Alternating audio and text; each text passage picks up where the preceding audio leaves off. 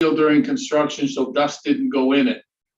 So we'll close and seal it so dust doesn't go in it, but we don't have to certify. Okay. Oh, All right. Hello? We're on. good to go if To you be want to start the continued. meeting. Thank you, we're Jim. live. Okay. All set.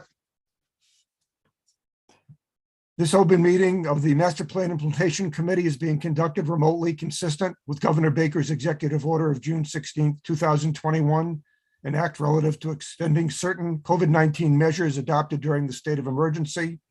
All members of the Master Plan Implementation Committee are allowed and encouraged to participate remotely.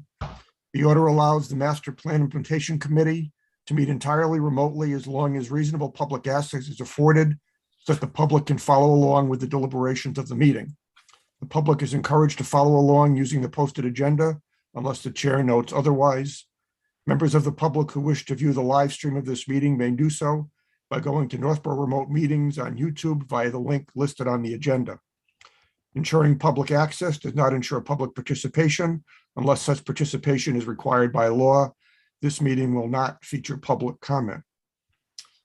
Now I need to call the roll to confirm attendance of board members. When I call your name, please respond in the affirmative. Julianne Hirsch, Here.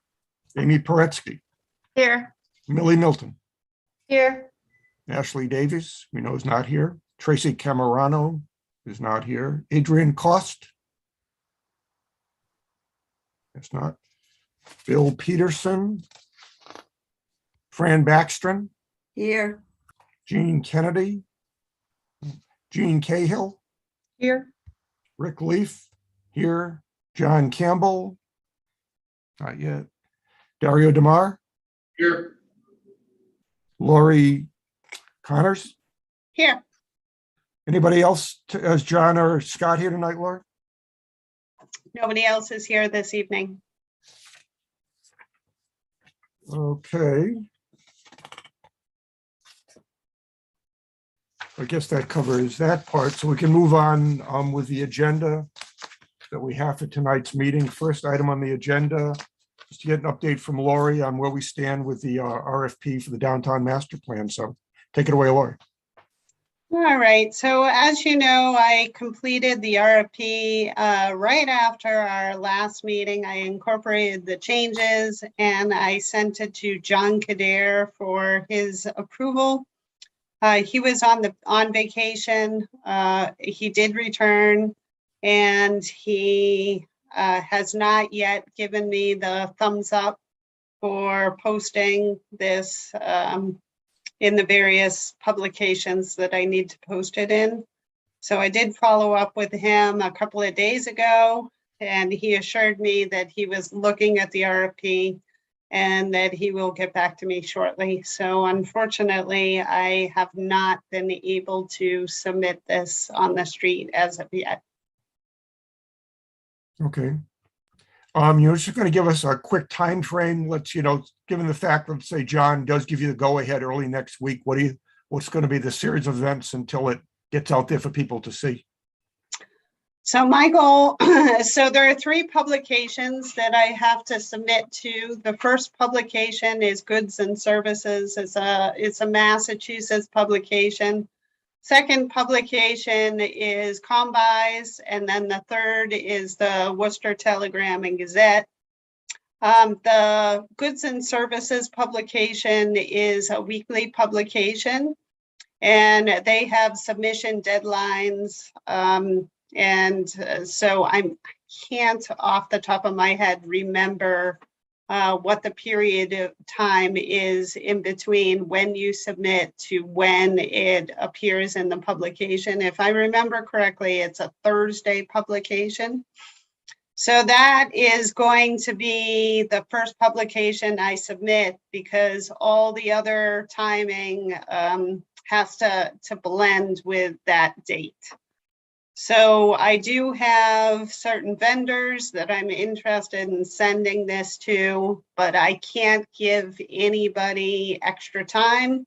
So everything has to arrive on the same date as the Goods and Services publication. So As soon as I hear, I'm hoping that maybe he'll give me the blessing tomorrow. At the very latest on Monday, I did underscore to him that we are interested in having the kickoff date in August, because certainly I know the time is of the essence, and we really would like to have an article for the Springtown meeting. So at the very latest, we would want to have everything that we need by the end of March. So he understands that. I know he's busy, so hopefully we will hear something very soon. And if that's the case, then most likely if we get the thing going next week, we'd probably be in a position to get submissions from vendors back sometime in July. Would that be the idea, middle of July kind of thing?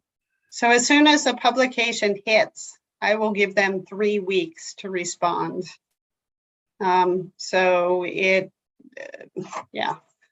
So if we're able to submit by the end of June, then at the worst case scenario, we're looking at 3 weeks would be July 21st. Okay. That would be the worst case scenario. I'm hoping that we'll be able to get something sooner than that. Any questions? Anybody on the board for Lori about that? I see some hands up. Go ahead, Fran. Sorry, I was trying to do a hands up. I got a thumbs up, then I couldn't get either of them down. I just wanted, it looks like the original in red, it's a 6-week process. So whatever date you get it to publish, we're going to still give at least 6 weeks for the application to be returned. No, You're I shortening? anticipated 3 weeks. So that's kind of the typical turnaround time from when you drop it on the street to when you receive the RFPs back. And then there's the review process. So usually that takes a couple of weeks. And then it takes a couple of weeks to actually sign the contract.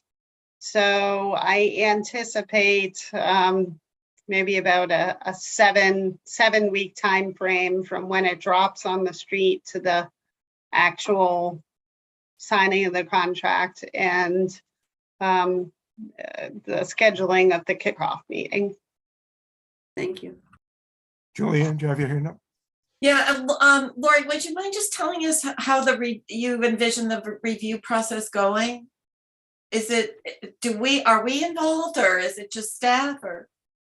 Yeah, this was something that I talked with Rick about earlier in the week and Ashley. Personally, this committee is a very large committee, and in the summertime, it's going to be very difficult to find times that work for everybody to go through the various RFPs.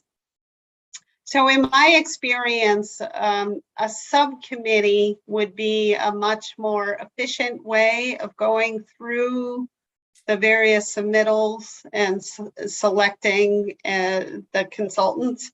So that is what I would propose. And it's always good to have an odd number so you don't end up with a tie vote. And my suggestion is to have no more than 5 individuals on the subcommittee. So however you want to, I assume that I would be one of the 5, but of course I don't have to be if you folks would rather select on your own. So that's my suggestion, but it really is up to you. So when Ashley and I discussed this with Lori earlier this week, we felt that she and I as chair and vice chair, as we'll talk about later on, our roles are probably going to switch, should be on the committee, and probably 2 other members of the MPIC. So just need to figure out how we go best about selecting that. Probably the best thing is see between who's at the meeting tonight, as well as we can send an email out to people who weren't on the meeting to see who might have an interest in participating. If we happen to only get 2 people on the committee who are interested, it'll be those 2. If we have more than 2, then Lori and Ashley and I will have to figure out a way to find 2 out of the people who are interested. So as long as we have that item on the floor for discussion right now, first of all, any more questions about what this subcommittee would do? And secondly, do we have people in attendance tonight who might be interested in participating on the subcommittee? So I'll open that up to discussion. Go ahead, Frank. All right, so I just have a follow-up question. So how much time, because the 8 of us that are here may be August vacationers, and the people that are not here are, July vacationers. So are you talking about a meet? I mean, obviously there's homework and then there's a meeting, or is there multiple meetings? Okay. No, one, so there would be, well, I guess 2 meetings. So you would be provided with the various proposals in advance, and then there would be a report card. So you would go through and you would rate the various proposals based on the report card. So then we would meet and we would select the top candidates. So I'm not quite sure how many responses we would receive. So let's pretend we receive five responses. So we would determine who we would want to interview, whether it was 2 or 3 candidates. Then we would schedule the interviews and actually interview those candidates. So after the interviews were completed, then we would rank the candidates, and we would select the consultant that we want to go with at that same meeting. So it would be 2 meetings as well as homework. So just to follow up, and we would want to do that before our full group met the 3rd Thursday in August. Right? That would be Ideally. the target. That would be the target. Yes, I would love that to happen. Other questions? Yeah, I got just one question.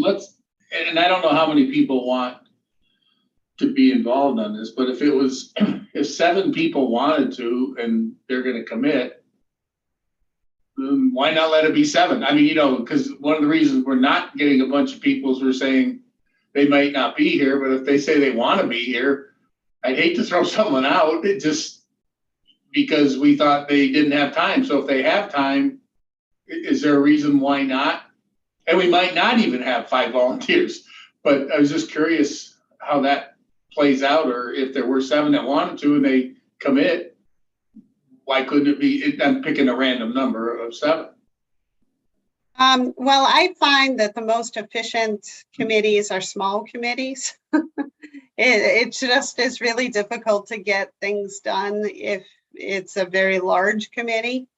And especially when you're talking about the summer holidays, if all 7 of you are not taking any vacations in August, then it'll be really easy to pinpoint a time to meet.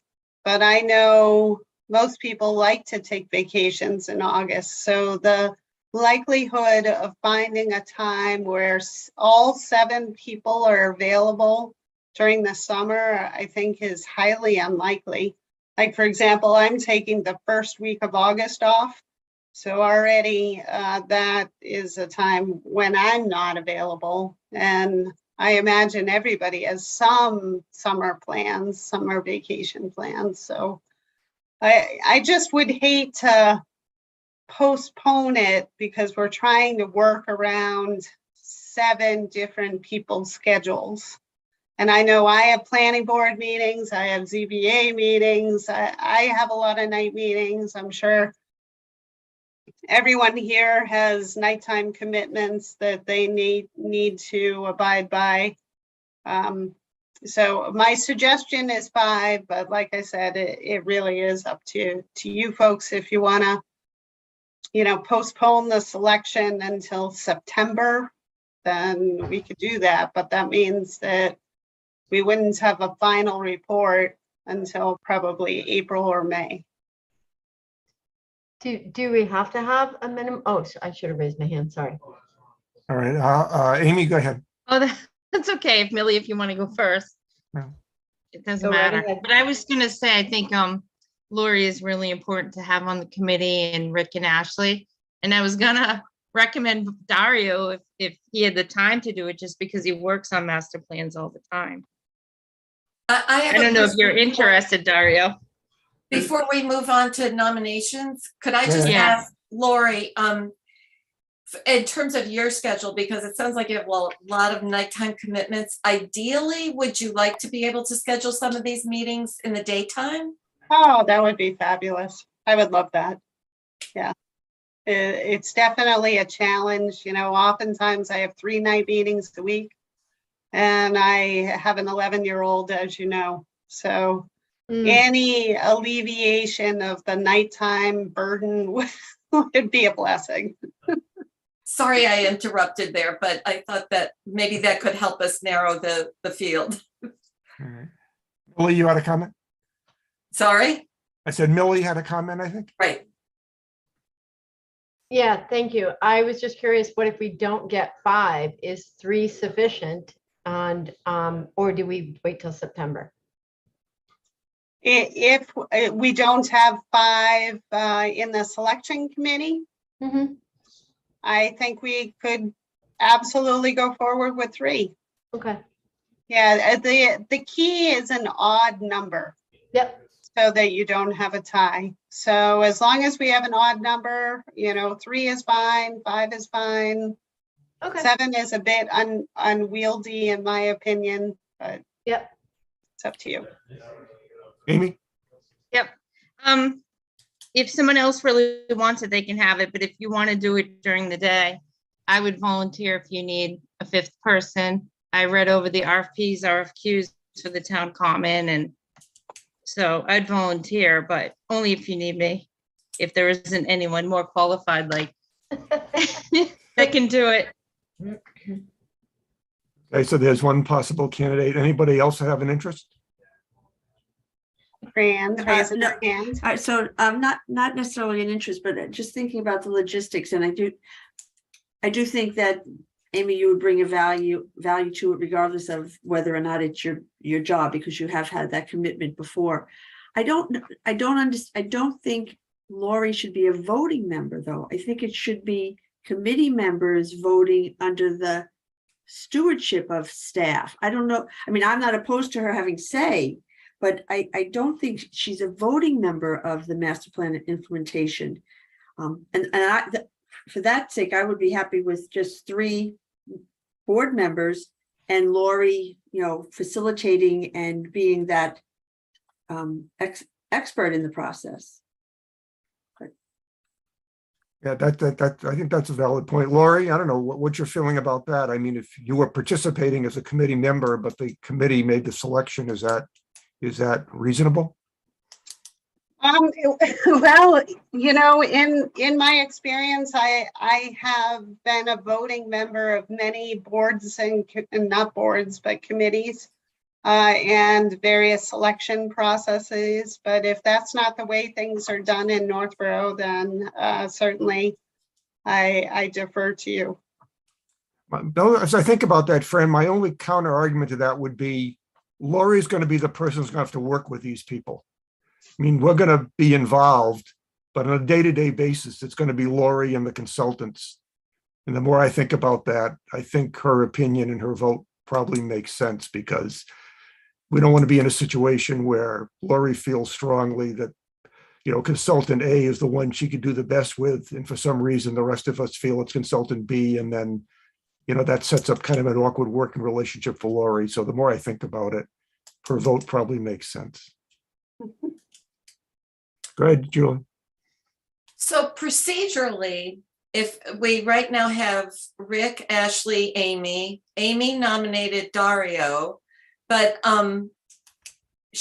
could we have an alternate so that if vacation schedules did conflict?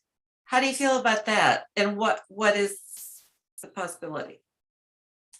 My reaction would be probably not a good idea. I mean, we're going to get so far down the road with one group of people and then to have somebody else. The only way that would be reasonable would be if that person would sit in on everything we're doing anyway. So I don't think alternates make sense in this case. I don't know. Other input on that? I agree with you, Rick, on that. I think adding that layer is just a little more complex than it might be worthwhile. And I think availability is key so that it can get done in the two meetings that Lori is, recommending. So 4 board members plus Lori who can commit to 2 daytime meetings, I think is how you go. Yeah, They have the interest, we all have the interest because we're all on the master plan implementation, and we know that the downtown is the primary focus initially. That's how it floated to the top. So have 4 members that can meet during the day with Lori, and then we're guaranteed to have this done by the end of August. So I guess, Dario, in your situation, obviously you have a lot of experience with this. I guess the 2 questions would be, well, 3 questions. A, you interested? B, if you are, do you actually have the time based on everything else you're doing? And C, because you're in this business, would it be possible you would have some sort of a business relationship with somebody we might be considering that could be considered to be a conflict of interest? it's a good question. I guess I would go backwards from that. I don't have any business relationships with, well, I will probably have worked with all of them at one point in time in my career. So, but it doesn't affect the decisions. I don't have any relatives or friends or favorites or anything like that. And I do deal with this all the time with contractors as well, because we put them on lists, and if they're qualified, they're on the list. And if they have the best price and the best service, that's who we recommend. So there wouldn't be a conflict of interest because I don't hire them and they don't hire us. So there's never a monetary exchange between them and us. So that's one. Usually it's the client that will hire them.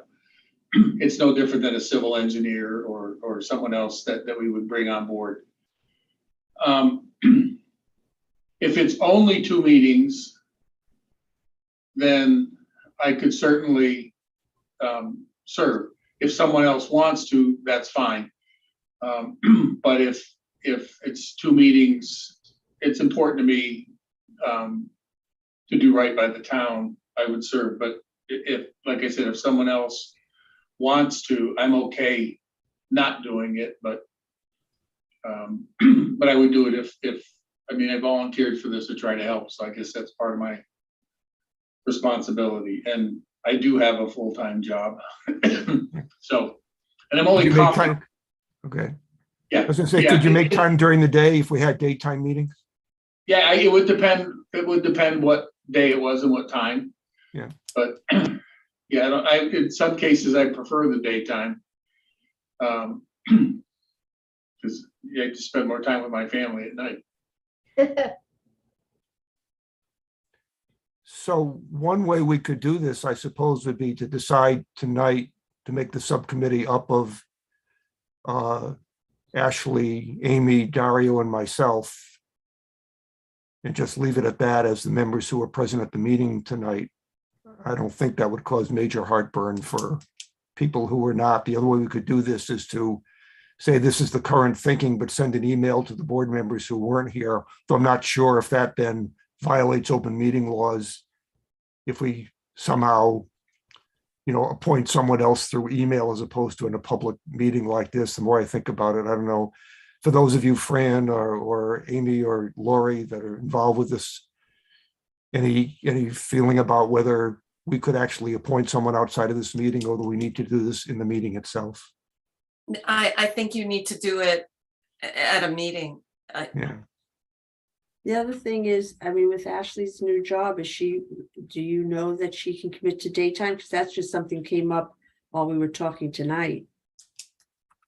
I could confirm that with her. She and I talked about this after we got off the phone with Lori, and she said she wanted to do it. So I would assume she could make the time, but I could confirm that with her. But, well, I guess for the purpose of the meeting tonight, I would entertain a motion that we appoint a subcommittee of Lori, Ashley, Amy, Dario, and Rick to review the responses to the RFPs, conduct interviews, and are we going to say select a consultant or recommend a consultant to the full board for a vote? How does that work, Laura? Would your feeling be that the full board would cede responsibility to the subcommittee to make the selection? Yes, that's the way I envisioned it, because of course the full board would, the full committee would not be privy to the various proposals and also wouldn't be there for the interviews. So I don't think it'd really be fair to push the burden on the full committee when they don't have the full range of information. All right, so go ahead, Dario. Yeah, is there a reason we can't send it to the full board, and at least if they have comments, they can tell one of the 5 of us? Or does that not make sense? You know, because, you know, Julian or Fran could come up with a great idea / question, and then it never gets dealt with because they never got to see it. I don't know. To me, I like more opinions, the better. And then the 5 of us would then obviously listen, but I don't know how that happens like in official meetings. I just don't like everybody not seeing what's going on for some reason, but I'm not a good public person. I don't know how these rules work, so. Well, everything is part of the public record, right? All the applications and stuff? Absolutely. Okay, Yep. so, and because we do everything on Zoom, everything's going to be posted electronically. I think we're complicating things. I think that the idea of a subcommittee is to make it streamlined. If we nominate people because of their interest and availability, we're charging them with that responsibility, and we put our faith in their due diligence. Other than the fact that I don't think staff is a voting member, but other than that, I think it makes a lot of sense for it to just be the 5 people voting and then recommending it forward. Julian? So I tend to agree with you, Fran, about in Northborough, actually, we usually have staff as the advisor, and it's clearly, you know, a hugely important role, but as a voting member, it's unusual. So while we're here tonight, like Jean, Millie, Fran, are you willing to be the 5th person on this? I can't do it, but I'd rather just leave it to Amy, Rick, and Ashley. The 3 of them under Lori's guidance. And Dario. Well, that would make 4, so that's why I didn't pick. I picked 3 voting members of the master plan, and staff guiding and recommending and influencing, but not voting. And the 3 of you then vote on behalf of the committee. I think the 4 would be okay. Like, I don't think we'd have a tie. I could be wrong. Yeah, I don't think we should have the number of people who vote should be an odd number. The question comes back to, does Lori get a vote or not? And we've got some differing opinions on that right now. If it came down to that, I would think Lori should vote then, because of course I recommended Dario. I don't want to lose him. I think he probably has better input than I would in reading these, because he does it all the time. Well, Julianne, just get back to you. I mean, you represent the Board of Selectmen. Do you think from your perspective and the way the town does business, this is extremely unusual, could cause concerns, you know, back with the town if the planner has a vote on this committee? it's not extremely unusual. But like, you know, at our selectmen meetings, it's just the selectmen who vote. But this is different. This is a subcommittee, and I think the probability, as Amy said, of a tie is going to be unusual, and maybe we could just set it up that Lori would be the tiebreaker. Well, Mr. Chair, just thinking about it, now just go totally opposite. When we had the master plan steering committee, we didn't select VIP or VP. I don't remember their initials. I don't VHP. think it's really VHP, typical yeah, that the the staff committee did. selects the consultant. So when you think of the Complete Streets Mhm. consultant, that was selected by staff. When you think of the consultants who, I'm not sure about the Common project, but the playground project, that was done by staff. So I'm not suggesting that I would be a voting member of the Master Plan Implementation Committee, just the selection of the consultant. Because I have a lot of experience dealing with the various planning and engineering consultants. So and obviously I've already done a downtown revitalization project. So that is why I would like to have a vote, but certainly I defer to you.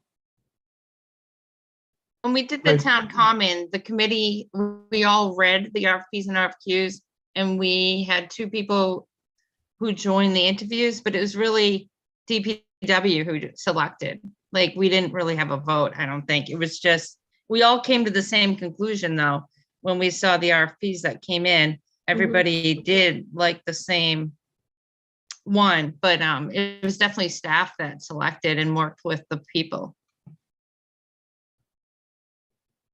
Well, I think in this particular situation, based on what the MPIC was charged with doing, I think the idea of having an odd number of people and having the planner have a vote on the committee seems to make the most sense to me. So I would recommend that whatever we move basically says that this 5-person group, 4 MPIC members and the planner would review the RFPs. As Fran said, the RFPs will become sort of public knowledge. If other people on the committee want to look at them and comment, they're free to do that during the review period.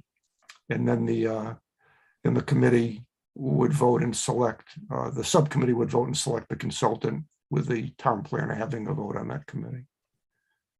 So if that seems acceptable, I'll entertain such a motion so we can move this forward. Anyone Yeah. like to move that? Okay, Mr. Chair. I Yes. move that we create the subcommittee selection, selection subcommittee for the downtown revitalization project to be members Dario Demara, Amy Paretsky, Rick Leaf, and Ashley, Davies. thank you, Davies, and Lori Connors. Second, Okay, moved and seconded. Any further discussion? All in favor? Let me call the roll here. I guess I have to do this. Let me get my list here again. Julianne, yes. Amy, Aye. Millie? Millie? Yes, Oh, thank you. Who else we got here? Where's the rest of my list? Fran, Yes, Rick, yes, Dario. Yes, Okay, so Jean Cahill is here. I'm sorry, Jean. I'm sorry. Aye. Jean, I'm sorry. I didn't see your face on the screen. I'm sorry, Jean. Okay, so at this point, the ball's kind of in Lori's court to twist John's arm to the point where he finally says, go ahead and do this. And then we'll wait for Lori to let us know when things go out and when we can expect information to come back. Okay, thank you. Absolutely. all. I'll That was keep a you good posted. discussion. Okay, next item on the agenda is to get an RFP on Complete Streets. There was a meeting on June 2nd that Lori attended, so she can update us on what happened on June 2nd. Go ahead, Lori. Sure. So there were 4 of us that met. So it was a consultant from Woodward and Curran, Scott, Fred, and I. And we were brainstorming various ideas for projects. So we used a series of maps in order to identify kind of gaps in the sidewalk system and issues with problem intersections, potential bike lanes, and the like. So we identified, I believe it was, it originally was 25 projects. And then I think we ended up adding a couple of additional projects at the end. So it was probably 27 to 28 projects. for the consultant from Woodward and Curran to research. So she is going back to the drawing board. She is doing assessments of the various projects. And we also talked about the public component and what that would consist of. And so we will likely meet again to refine the projects. We were talking about the fact that that list was very kind of unwieldy, but we are interested in having a large array of projects because, of course, in order to get funding for various projects as they come up, we want to have them on our prioritization plan. So it's not necessarily wise to limit the number of projects. You kind of want to throw everything onto the prioritization plan and then prioritize the various projects from there. So one of the things we were talking about is narrowing the list to 15 projects and then having a public outreach session where folks would be able to vote and identify the top projects that they're interested in. So we included projects that are already in the mix, like, of course, downtown revitalization. We broke downtown revitalization into a few different projects. We included the multi-purpose trail over the aqueduct. We also included the senior center project. So I think you'll be happy with the array of projects that we picked. And I think that we were happy with how productive the meeting was. So I think it was a good starting point. But we're definitely not ready to go public with it yet. There is some more work that needs to be done. We were talking about how we would present the various projects to the public to have them voted on. We were talking about taking photos so that folks who weren't necessarily familiar with all of the various aspects of town would be able to familiarize themselves before the vote. And we had all sorts of different types of projects. So one of the projects that we identified was a street lighting project for the downtown. We also talked about like a bike facilities project, which would include like bike racks and, bike repair stations. Certainly crosswalks were something that we discussed. We discussed crosswalks that might need some like rapid flashing lights to make them safer. Speed limit signs that flashed. So it was an interesting meeting and helpful, for me. We actually got the GIS out and we were looking at the various intersections using the GIS. So very productive. Thanks. Questions or comments for Lori about complete streets? Lori, I have a quick question on the, in your master plan revitalization it was in Grafton, Millbury. Yep. Did you guys do a complete streets program? You worked with that, right? Absolutely, yes. Okay. So we were already pretty far along with our downtown revitalization project. So we had already gone through the visioning exercise. So we had a project that was coming along. So what we did is we divvied up that project into various phases. And we made sure that those various phases were in our top 5 prioritization list. Okay. Because the Complete Streets program looks at your prioritization list when they're deciding whether or not you should get funding. So they like to fund projects that are in your top few. Okay, thank you. Go ahead, Trey. Thank you. So you said that we're going to put a lot of projects forward because we're hoping that they will then pick the ones that they perceive as our top priorities and maybe a few extras or not, right? This way here we get the most out of there. Does it make sense for us to take those same projects and recommend them through the community meeting next week for potential ARPA funded projects? This way here, if they don't all get approved, is there a timeline advantage to saying, well, okay, we put up 15 to complete streets, they're only okaying 5 of them, but maybe 3 more can be from ARPA funding or something like that? Oh, that's a very good question. The ARPA funding is obviously a very important resource for funding. The important thing for the Complete Streets program is Complete Streets pays a little bit for design, but a lot for construction.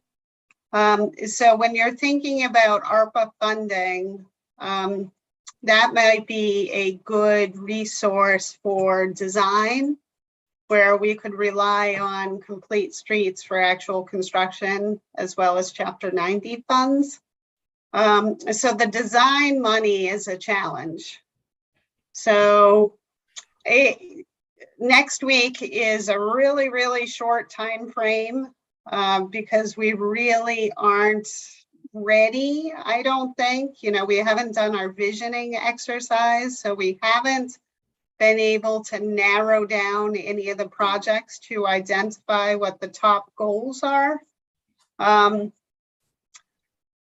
So I kind of hesitate to say, well, let's go forward with these projects, because right now they're just projects in the minds of Scott, Fred, and I.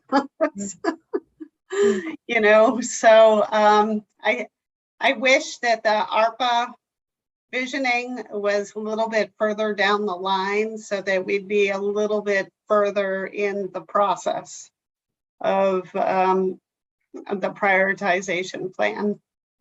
So, Could I just interrupt for a second? Could I just interrupt? I got a text Sure. from John Campbell. He's waiting to get into the meeting. Oh yeah, I see him.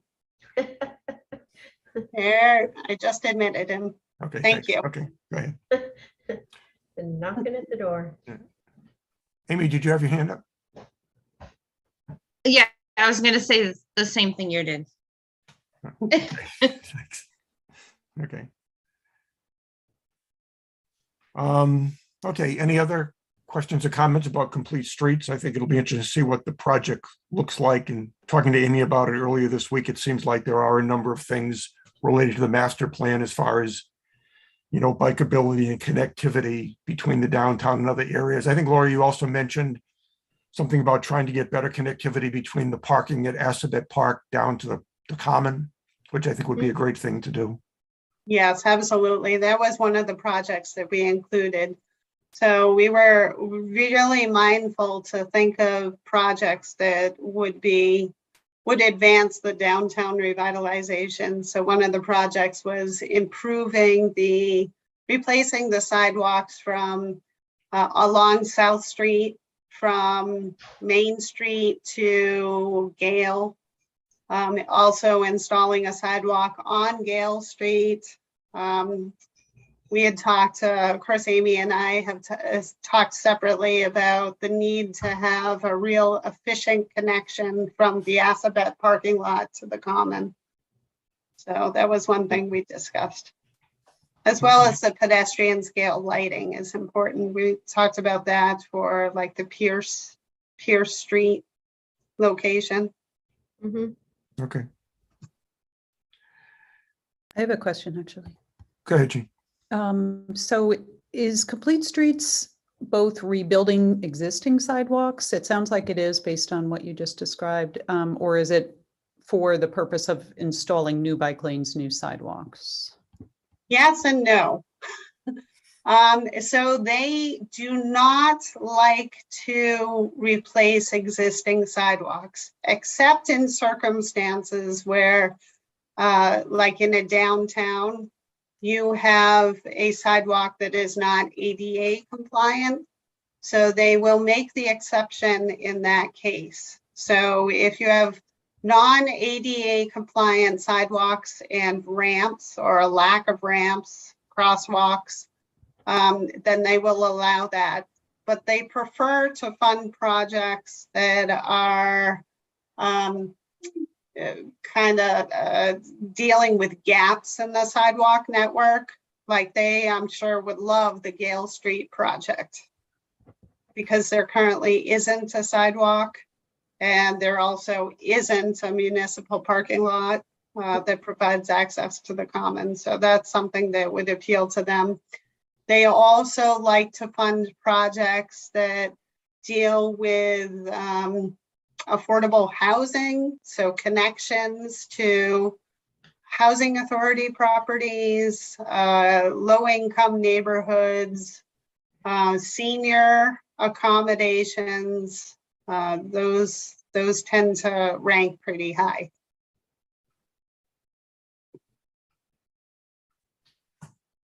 Okay. Any other comments or questions, Amy, about Complete Streets? Okay, so we'll see what comes out, what gets announced for the public meeting. And once again, I think we should sort of keep this on the agenda on an ongoing basis, see what's going on and how we can make sure that ideas from the master plan, over time are considered in the rollout of this updating of walkability and bikeability around the town, especially. And I'm sure once we start working on the downtown, a whole series of recommendations are going to come out in the downtown. That's a big issue in the downtown study. So those will have to get folded in at some point once we have the consultant on the job there. So, okay, next item on the agenda is a continued discussion on the preliminary boundary for the downtown. So I guess, can somebody get the map back up somehow? Yep, I can share it. Okay. Let's see if this works, Amy. Okay, I'll wait. See if you can share. You want me to share? Okay. If you have trouble, let me know. I'll make you co-host. Did it work? And Oh, oh, yeah. Yeah. Nice job, Amy. Okay, so where we kind of left off at the last meeting is we kind of talked about the color coding. Once again, the red lines are areas that pretty much everybody on the committee had suggested being part of the downtown. The orange were people that, I think there were, I can't remember how many respondents there were, but everybody that responded the same as in red, and pretty much everybody was orange, and then yellow was a couple less people, and green was only one or two people kind of thing. So the way we kind of left it was, it seems like there's definitely consensus around what we consider to be the core downtown right now. But I'd be interested, Millie and John Campbell and people who weren't at the meeting last time, Fran, to basically, give some comments also as to if you had proposed areas outside of the red and the orange, kind of what you had in mind kind of thing. So I don't know, Millie, any input you want to provide as to things you suggested? I pretty much have the same ideas where most of the red and orange is. There were a couple of I think on Dario's plan that I kind of liked as sort of focal centers. Does this one cover over by the aqueduct? And this one doesn't? Okay. It doesn't really include that. The last meeting, we talked about the fact that some of Dario's tentacles pointed out areas that were important to be able to get access to from the downtown, but not necessarily being in the downtown. Okay, all right. And that was kind of what I was trying to drive at, is that, maybe there can be a way to draw attention to those areas, but not necessarily make them be in the boundaries or the zones of a downtown. Yeah, okay. That's kind of consistent with what we were talking about last time. Okay. I think, good Dario button in. I kind of look at it, if you've ever gone out to Europe about anywhere and you walk in these old hill towns, it's pretty amazing that you have, and I always walk to them instead of taking the trains or buses, but you go through the farms and the area where a lot of people live. Then you hit the town wall, then you hit the fortress within the town. Mhm. And in a weird way, we're kind of composing the town wall, and to reach out to things like White Cliffs or the park on 135 or the aqueduct, that town wall would have big arched openings. And that's what these, how, as Rick defines them, my tentacles would reach out. So there's a way for them to squeeze out of the town wall. But we highlight that if you go this way, it would really be cool because you could walk along the Assabet River, Right. enjoy that amenity, and get all the way out to the aqueduct. So I think the downtown by definition is that inner wall, but the arches, the wayfinding, the paving, the trees will point to those openings that take us to other highlights within the town that are not in the quote unquote downtown. Great. John Campbell, any further input as to things you suggested that maybe are not red or orange? Well, I'm going to go a little off the script that you've been talking about. If you'll give me a second. I'm sorry to miss the last meeting. I did listen to the whole thing. Yeah. Sorry to be late tonight, but I found while everybody was describing their vision based on boundaries and where the streets go, and I did the same thing. I was, in my mind, it came down to really where you can walk to downtown and so on, and how you enhance that. But I went back to the goals section of the master plan implementation and was reading it. And when you reread it, it sort of drives you toward the ideas and less to the boundaries. And I felt like in some senses we were getting a little off track by trying to define certain streets, but instead of what the master plan was driving us to. The land use goal 2 is the one that sort of defines the start of what we're talking about. And paraphrasing, enhance downtown, enabling it to become the community's proud central gathering area. And, a central gathering area is not places all over the map here, but instead, how do we drive more people to walk downtown, get to downtown, stop in downtown, improve what it looks like and what services are there, given that the high Route 20 is what it is, and we're not going to change traffic significantly, but if you give drivers options to pull off and park in different places. You just touched on probably one of the major, easily in the top 10 things that the town would like to do. How do you connect Assabet Park with the beautiful town common now? How do you get sidewalks there? We've been talking about that for several years, and in Open Space Committee and Community Preservation after the town common got started. And, so as one example, those are the kinds of things I would focus on, because they satisfy goals of the master plan, walkability, connection, and the town common was obviously one of the best things we've done in downtown in many years.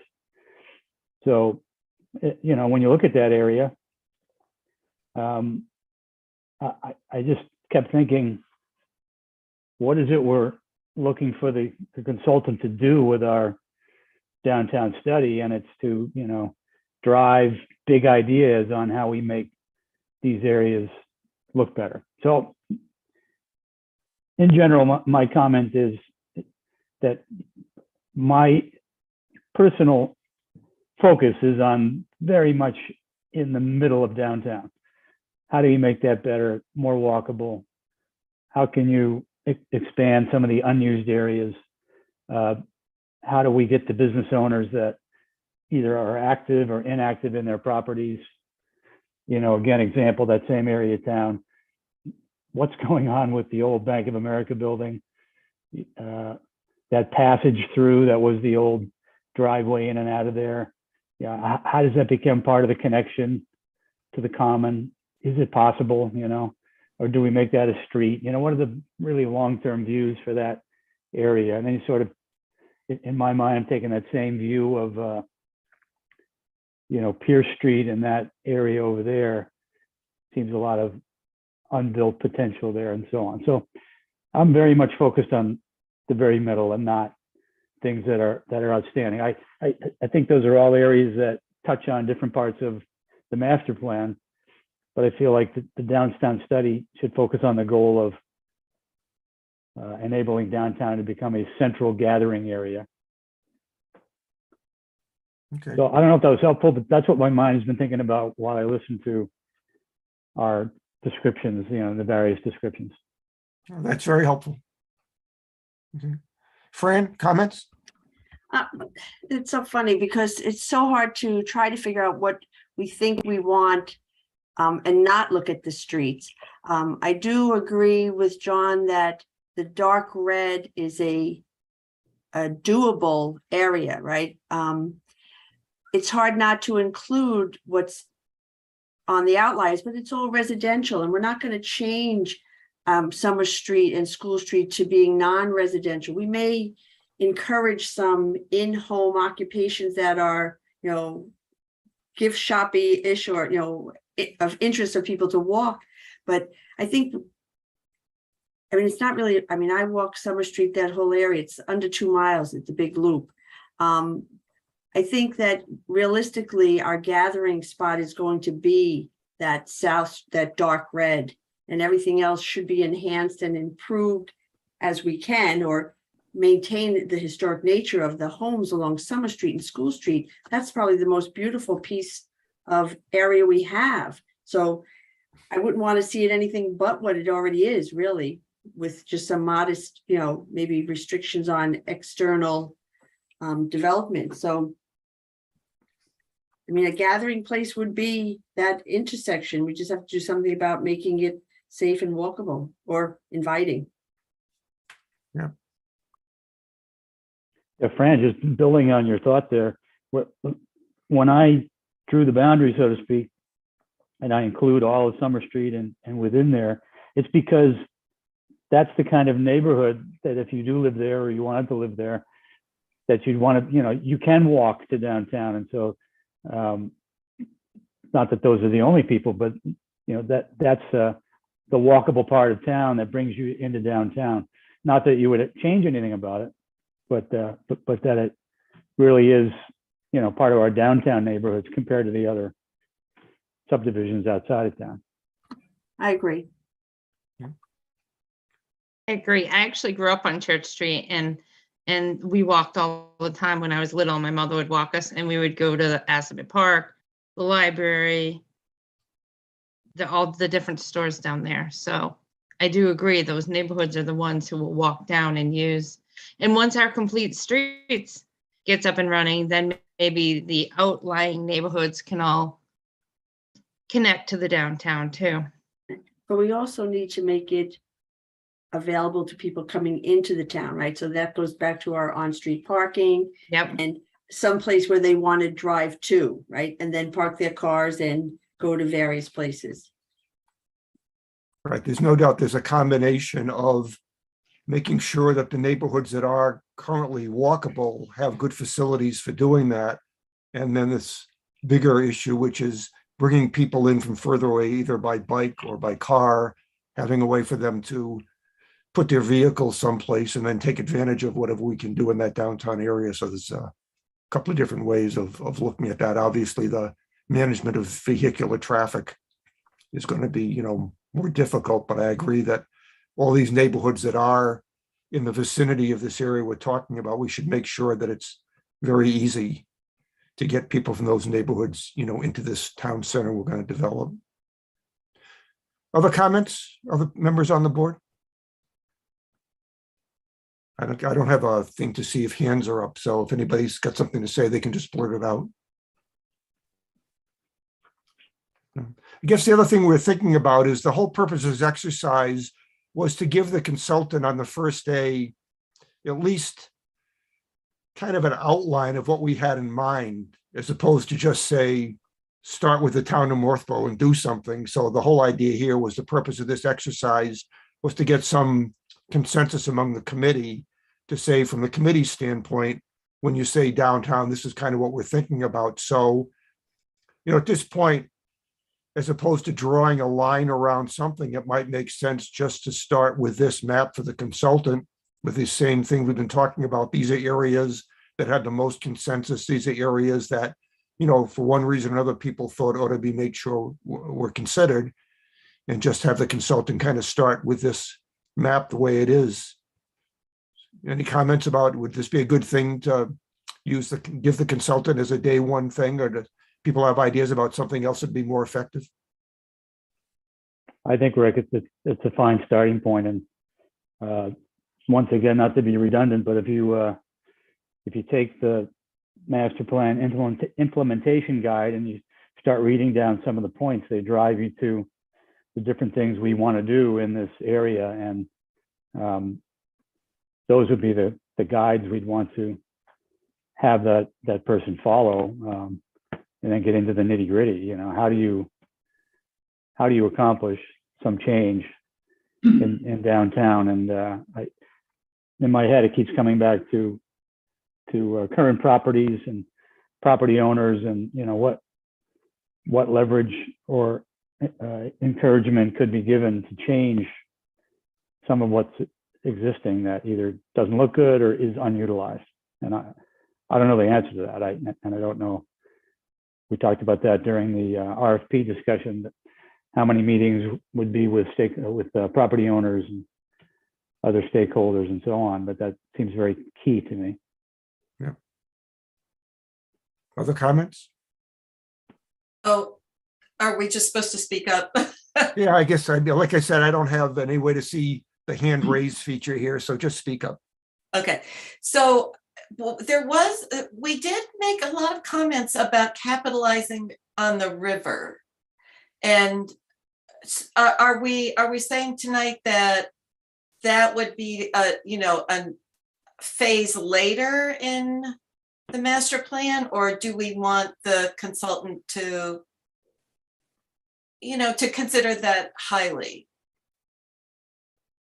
I think that would certainly come out. I know there's been a lot of comment about it. And if you look at the red line that's going east from the center of town, it extends down, to the river. So I think the point we definitely made, that we want to take a look at how to really, that whole loop from where the river is east of town and Cold Harbor Brook that's coming in the other way behind the fire station and kind of meeting up with the river around Hudson Street.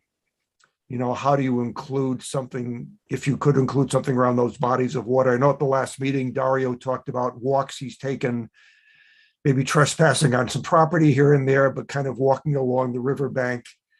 There's definitely potential there. And I talked about, I've been behind the fire station, looked at some real potential to do some things around the brook back there, maybe even starting as far back as the Church Street Bridge. So as you look at the map, there's a definite kind of loop of blue that's coming in, from towards the river and the river itself. So I think my perspective would be that's something we'd encourage the consultant to look into and see what we could do about leveraging that. I wonder if we should put a red around to include the river so they know, like make this a triangle and then also include the fire station. Just make the red so they know it's not just the streets. It also includes the river and the properties near the river. Do we need to go that far, or we can do that when we talk to them afterwards? I guess I'm gonna butt in for 2 seconds. I think John is spot on the definition of the downtown and what it is and the focus. When I read through the whole master plan, there was a lot about the downtown, but all the bullets I put when I did my initial map came from the master plan. They weren't things that I made up. And some of those were the river. Some of it was White Cliffs. Some of it was the aqueduct. I mean, we got the aqueduct, I keep saying, on the front page of everything to do with Northborough and how it could not be part of this, I think would be horrible because it's one of the most beautiful assets we have in Northborough.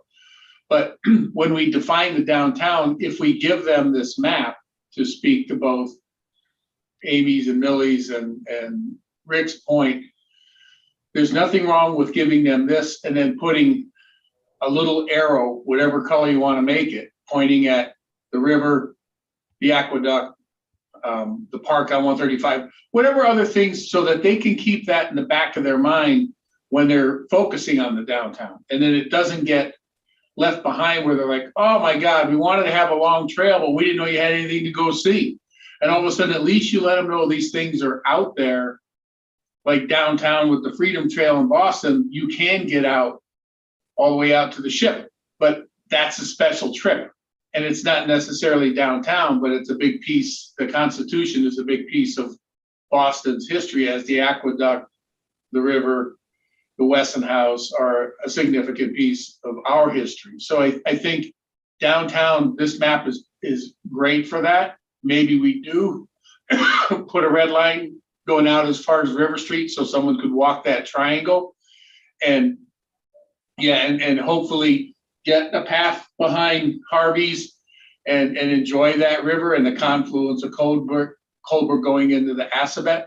But there's like two different subjects. There's the whole master plan. There's the focus on the downtown. And I think they should know everything, but let them know our focus is on the downtown, because you don't want them to not capitalize on an opportunity or an asset that we have that makes Northborough Northborough. That's it.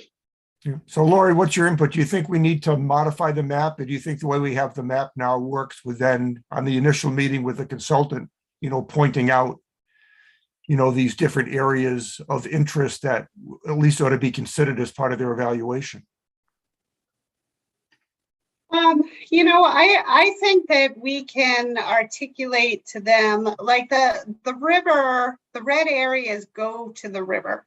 So I think it's clear that the river is an important piece of the downtown. The aqueduct is a bit further afield, and I understand that it's a very important and key piece, as well as a potential attraction. But I don't really think that it's in the downtown. So we're not, putting like a moat around this area. So just because we don't include the aqueduct in the downtown study doesn't mean that it's not a really important part that we want to highlight and showcase. But it is further afield. So I would be concerned about diverting attention away from the downtown to make the connection to the aqueduct, because that isn't so pedestrian friendly. The downtown, in my mind, is a place that is kind of the civic and commercial core of Northborough. So the aqueduct is a really important open space resource, but it's not in that category of being, within the core.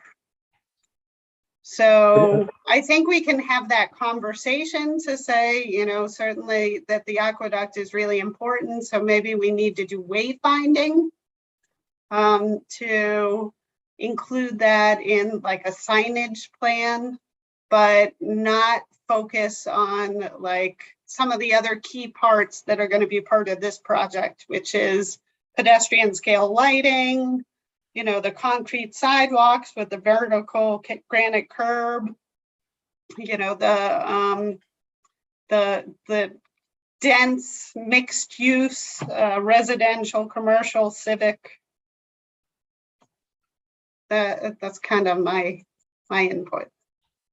I think the comment about wayfinding makes sense. I think that gets to Dario's point about sort of the arches in the wall around the town, sort of leading you out to where some of these things are outside of the downtown that that if we can do some sort of signage and wayfinding in the downtown that makes apparent these things are available and where they are and how to get to them, and maybe over time, the downtown and complete streets come together in that we build more and more accessible ways to get through these arches in the wall around the downtown, using that metaphor again, to get out to these things that we're wayfinding for.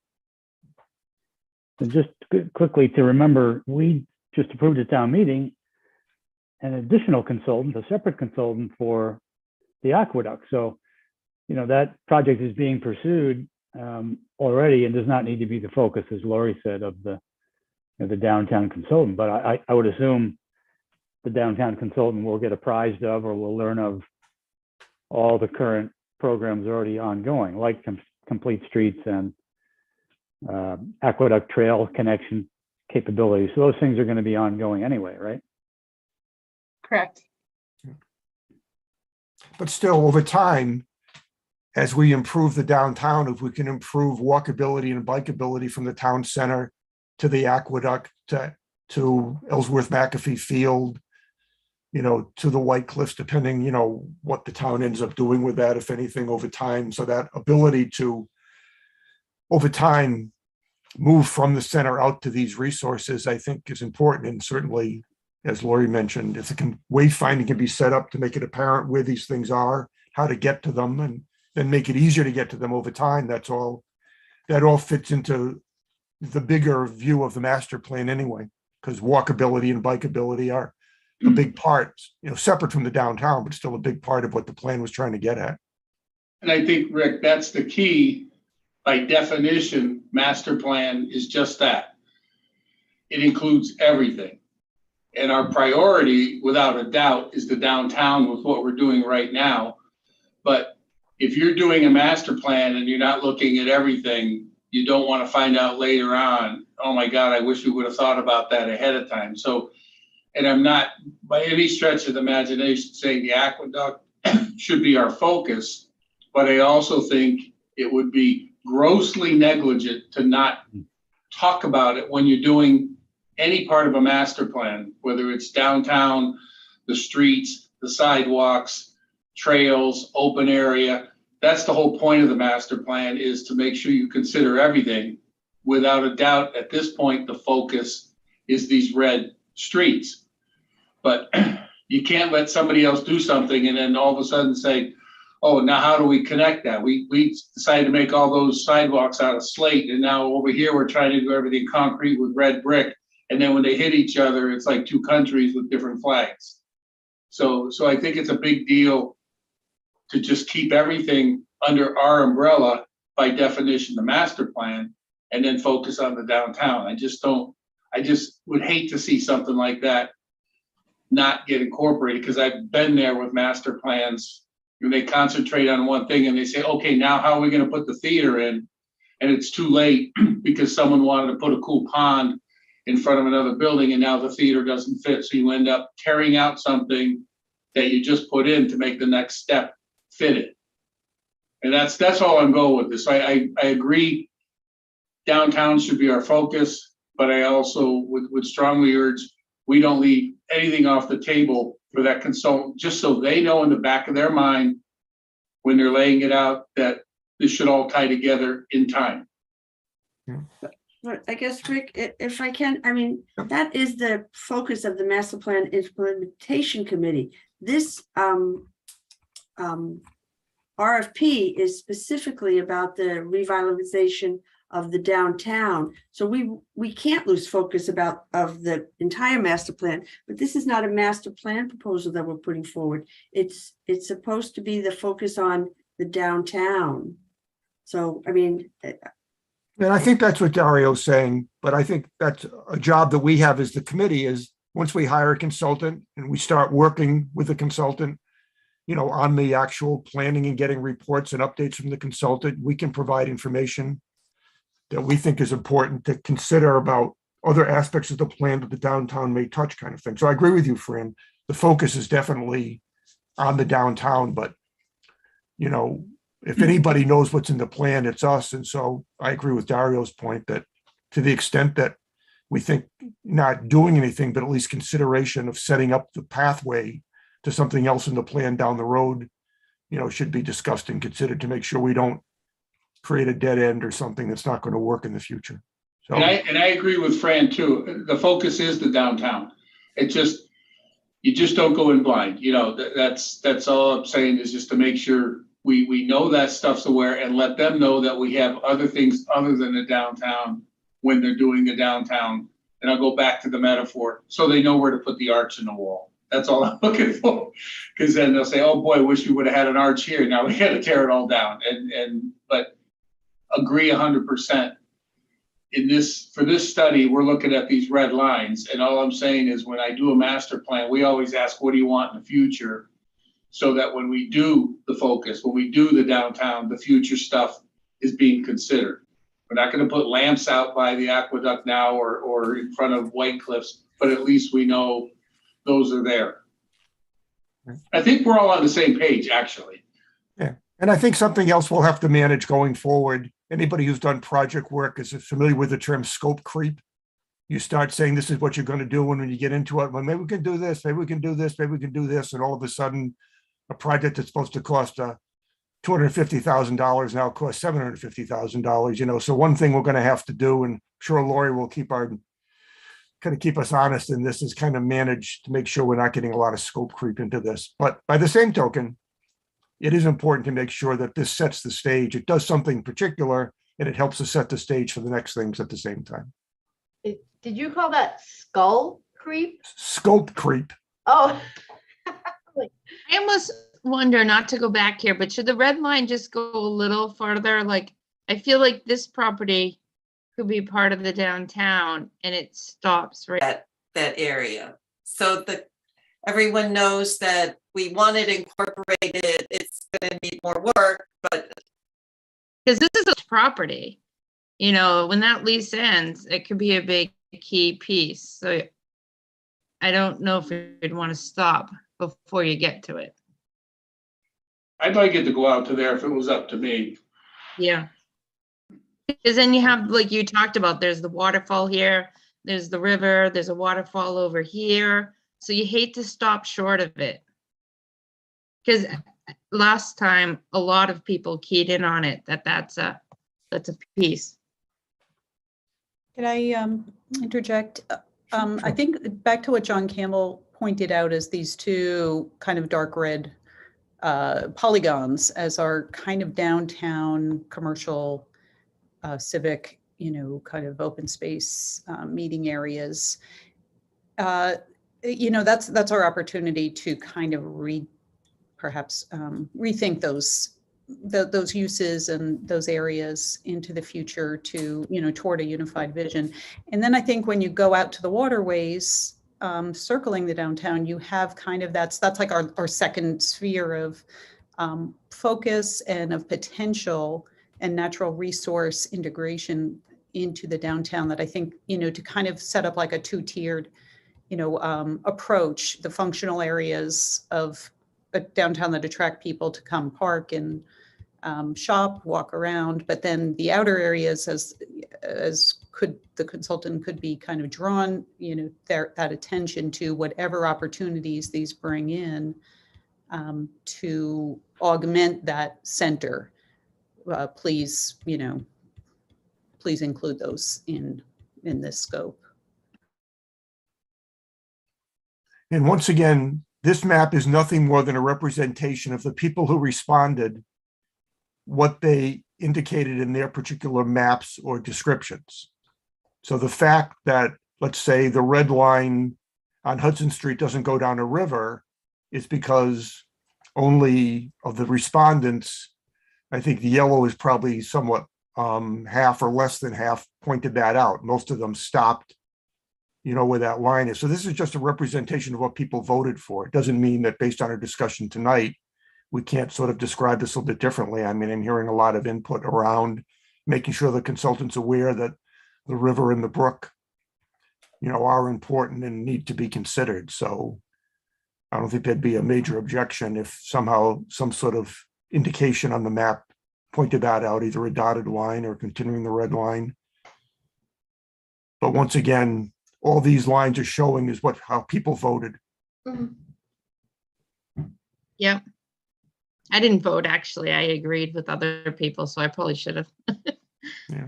No, I no, just thought, again, this is, what everybody sent in was really good.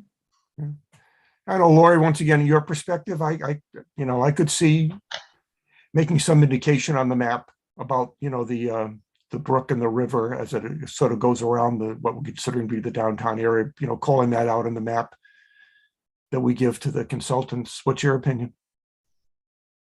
I think it's fine to maybe include, like, even if you wanted to make that mill area orange, kind of give them the direction that the primary study area is the red area.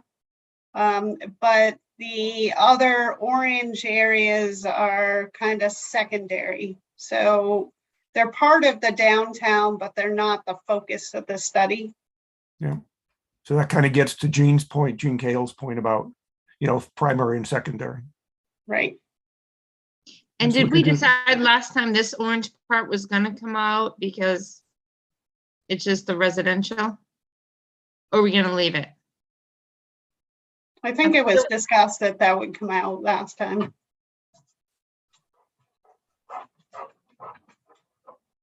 But leaving it orange, doesn't that then show that it had some interest because of its walkability, to John's point, but not necessarily the focus? I think the important thing for this study is to focus in on the transformation possibilities. So to Amy's point, the mill building has, and there's a large parcel, there's a 13-acre parcel across the street from that mill building. So it has a lot of redevelopment possibility. Whereas Summer Street is already a built-up residential area, so it's unlikely to be redeveloped. Would you folks agree with that statement? Yeah. Yeah. So they're really, other than making sure that the sidewalk is, in decent shape, and that there are crosswalks and that there are ADA compliant ramps, there really aren't any other opportunities, I suppose, for downtown revitalization there. So I suppose what I would suggest is let's focus, if we're gonna include outlying areas, they should be the ones that have redevelopment opportunity, or, maybe they're a gateway. Like, for example, that bridge, there's that nice little triangle. It's a memorial park at the intersection of Church and Whitney Street. And then there's the beautiful bridge that was replaced in 2016 with the nice wide sidewalks. So that's got tremendous potential as a gateway. So that area could be enhanced. But I don't know about Summer Street, what we could do other than those sidewalks. Maybe what we're talking about then is changing Summer Street, not making it orange, but making Hudson Street orange down to the river. I don't know where River Street comes out onto Hudson Street. Wherever that is. Yep, right there. Yeah. So make that from there back up to the red, make that orange, and then I'm not sure, make Summer Street just yellow or something, or I don't know what you with Summer Street. Or just Are take we one getting street. rid of all the other stuff, or are you gonna give them the green, the yellow, the orange? Or are you just gonna give them the red and the orange? Well, I think, I don't know, my sense would be to leave the other colors, just to let them know that these are areas of town that, people on the committee thought had some connectivity or some, even though they may not be part of the business commercial part of downtown, that, we should be considering making sure they're seriously considered in some sort of connectivity to the downtown. Maybe yellow and green are connectivity types of things. Red is primary development revitalization and Orange is secondary revitalization, Mhm. something like that. Whitney Street over here probably won't get redeveloped either because that's all residential. And I Right. think that was just brought up for historical purposes. Millie, can you speak to that? I think maybe you and Yep. Norm, maybe Norm gave you some input about this historic nature of that part of Whitney Street. Yes, basically that was the key of that. But probably there wouldn't be much of a redevelopment opportunity there, just once again. From a No. wayfinding standpoint, that could be something else to point out, that if you follow this path down here, you go past, the parsonage and things like that. Yeah, So maybe as the secondary priority, we could stop the orange at the intersection of Whitney and Church. Yeah, yeah. I just don't want to confuse them and say, okay, well, what did you want to do with this section? Yeah. Say it's, I have a question about the process here. So Lori, when we hire this consultant, I mean, they're gonna come and walk around and as Dario frequently points out, that, people see things through different eyes. And I think it's important that we tell this person that we're flexible to, that these things are not set in stone. Right. Right. I think that the key part of the downtown revitalization is you want to focus where you have that mixed use. Because you don't necessarily want to be encouraging people to just be walking around to look at the pretty houses, Right. What we want is we want people to spend their money in the downtown. So we want them to go visit the civic uses, go to the library, go to the town hall. But we really want to drum up business for the commercial enterprises that are there. Residential is a key component of that because the people who live within a 5-minute walk of the downtown, chances are going to walk to those commercial and civic uses. So they're our draw. But the area where you really want to concentrate, in my opinion, the kind of the revitalization is the areas where you want to see commercial activity. So if you don't want to see the historic homes on Whitney Street demolished and replaced with office buildings, then probably that shouldn't be the focus. right. That shouldn't be the red area. Could I speak? So, Yeah. Go ahead. sorry, Go ahead, but Jim.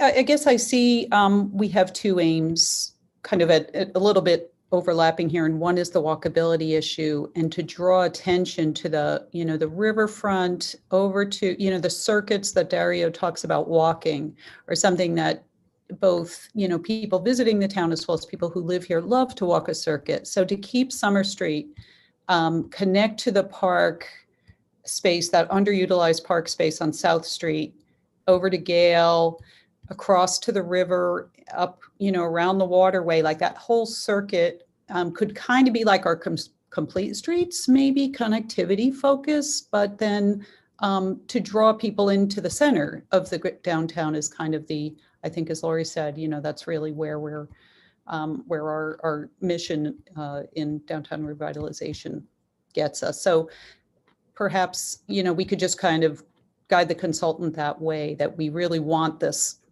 walkable, lovely, attractive space that, people visiting as well as people who live here would be drawn to. I think when we do a master plan, the very beginning part is called the programming.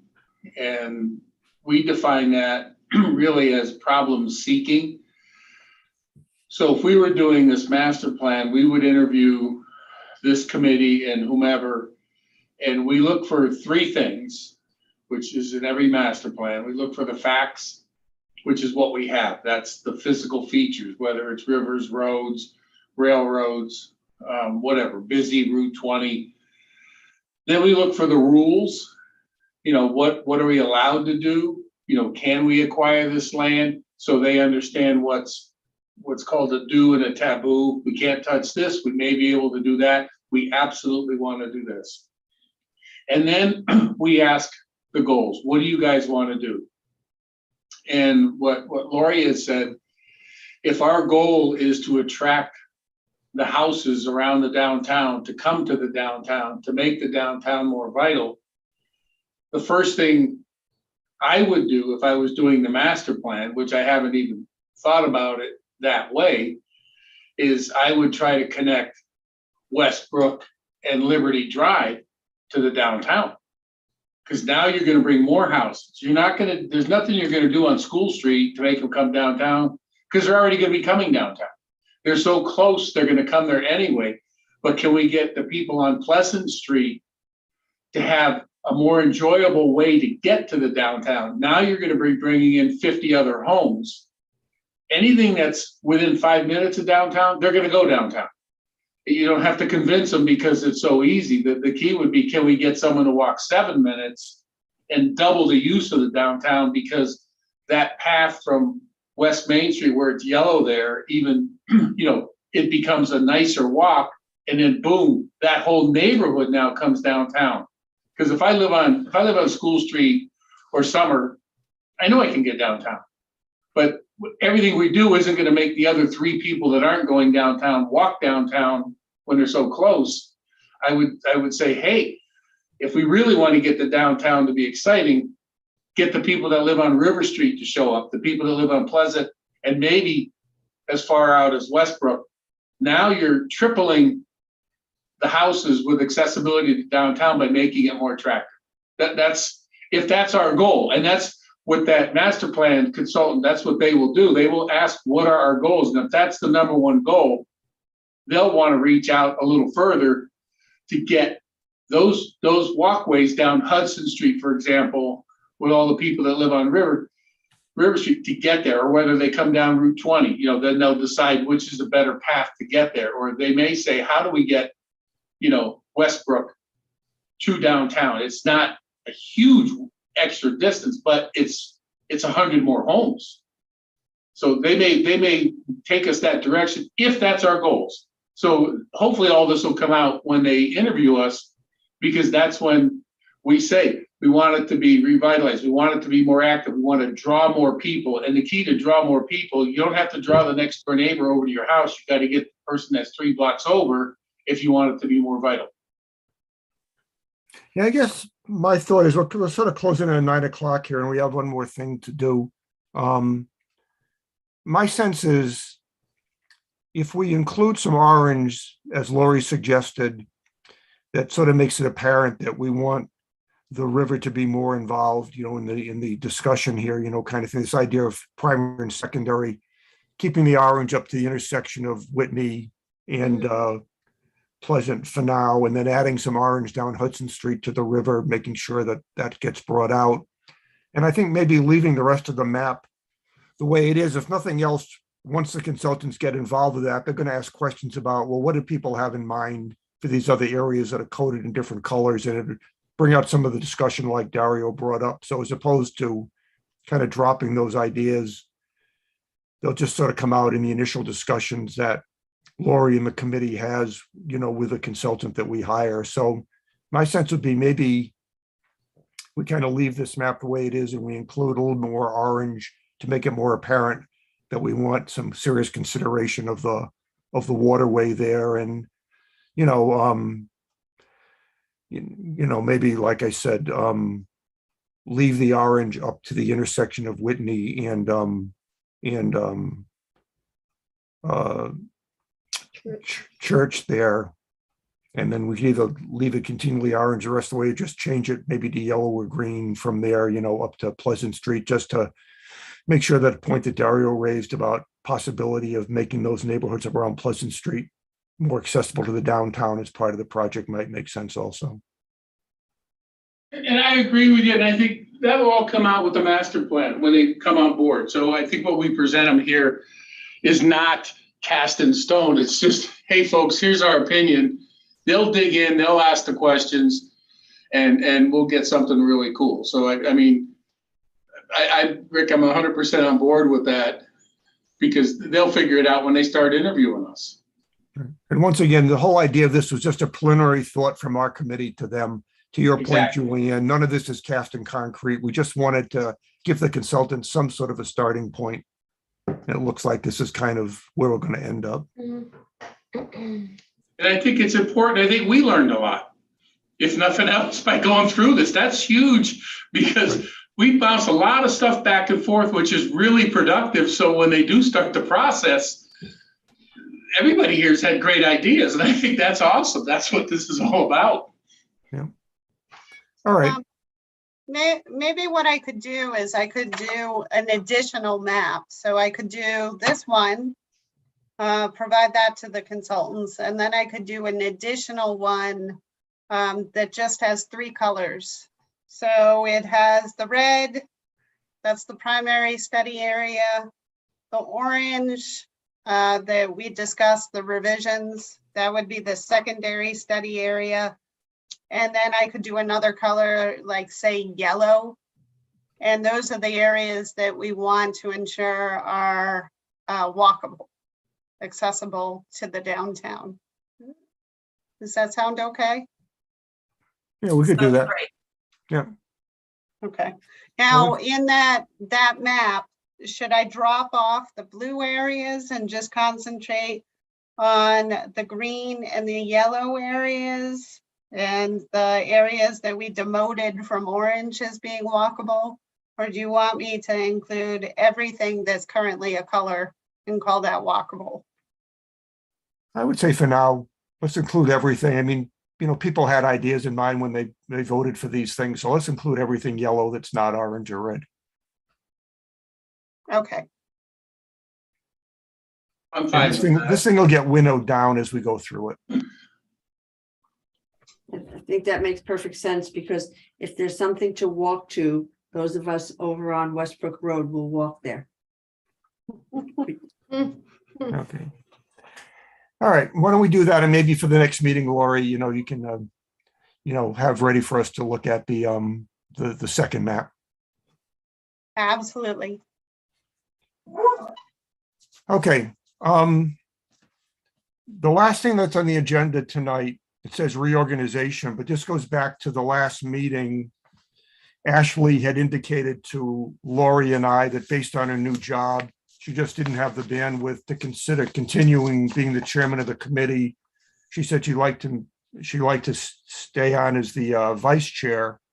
And we talked about switching the roles between Ashley and I, where I assume the role of chair of the committee. Ashley would become the vice chair. We discussed the fact that pretty much everything that's done is done as a 3-way conversation outside of these meetings between Ashley and myself and Lori, and that would continue. And there seemed to be some general agreement at the last meeting to go ahead and do this, but we wanted to make sure other people that weren't at that meeting got to hear this, and we postponed having a formal vote on it to this meeting.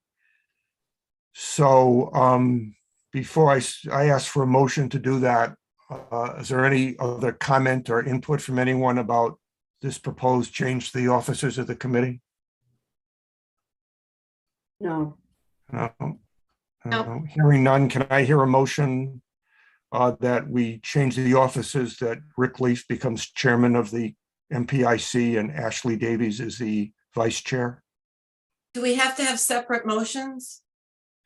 Vote on the chairperson and then another vote on the Yes, vice it should chairperson? be 2 separate motions. Okay. Okay, then so can I entertain move it? that, oh, sorry. Go I ahead. move that Rick Leaf be our chairperson for the MPIC. Okay, is there a second? second, Second. Any further discussion on that?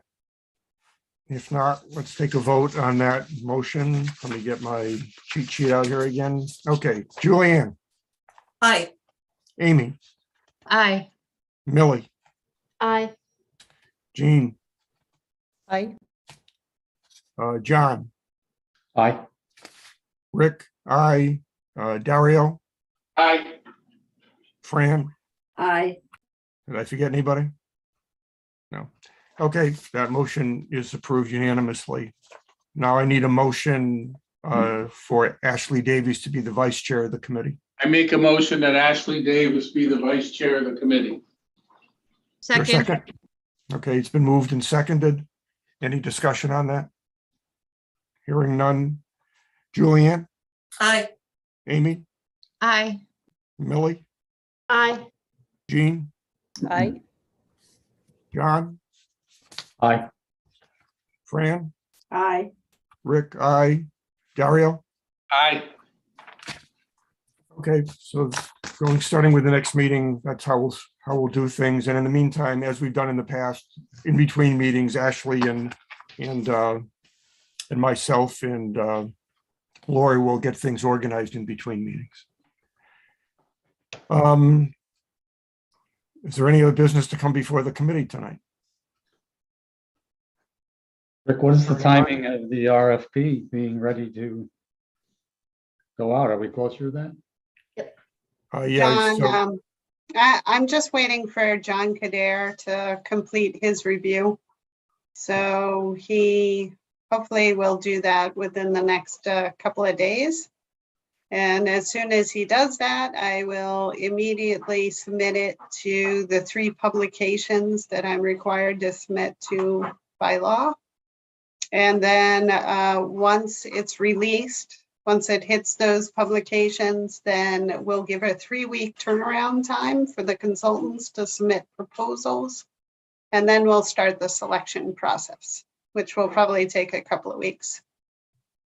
you weren't present at the meeting at the time, John, but Lori had suggested a subcommittee to review the RFPs and make the selection process, which the committee agreed to. So we're going to have a subcommittee of Lori, myself, Ashley, Amy, and Dario that'll work together to review the RFP responses and make a selection of a consultant. And the RFP responses, when they come back in, will be publicly available, so committee members will be able to read them and comment on them if they so choose. But we'll have this subcommittee make the selection.